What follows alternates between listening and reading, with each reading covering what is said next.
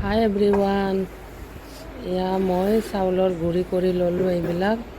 তাৰপিছত এইখিনি আৰু এবাৰ চালি কিনে যিখিনি ওলাব, মানে এইখিনি ওলাই গ'ল। এইখিনি মই এটা কিবা দেখাই আছোঁ ৰ'ব।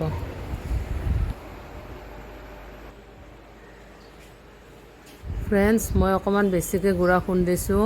সেয়া ভাবিছোঁ বহুত দিনলৈকে খাব পাৰিম।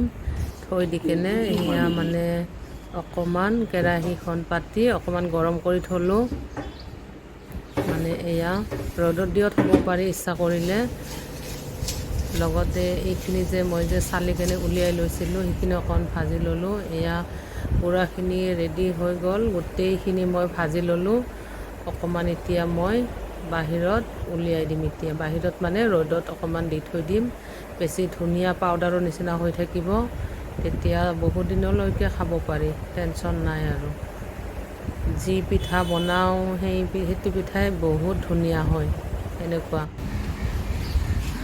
এয়া মই অকণমান বেলকনিত ৰ'দ ওলাই আছে, ৰ'দ পৰি আছে অলপ মানে, হ'লেও তাপটো লাগিব গৰমৰ।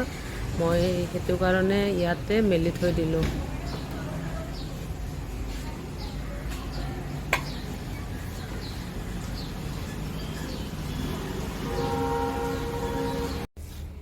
মই এইখিনি ভাজি ল'লোঁ, দেখিছেনে গাইছ? একদম চুজিৰ নিচিনা হৈছে, ধুনীয়া হৈছে। এনেকুৱা ঘৰতে চুজি বনাই ল'ব পাৰি গাইছ। এইটো ইচ্ছা কৰিলে ইডলি পিঠা, যিকোনো পিঠা বনাব পাৰে। ভিডিঅ'টো কেনেকুৱা পালে এটা কমেণ্ট কৰি জনাব।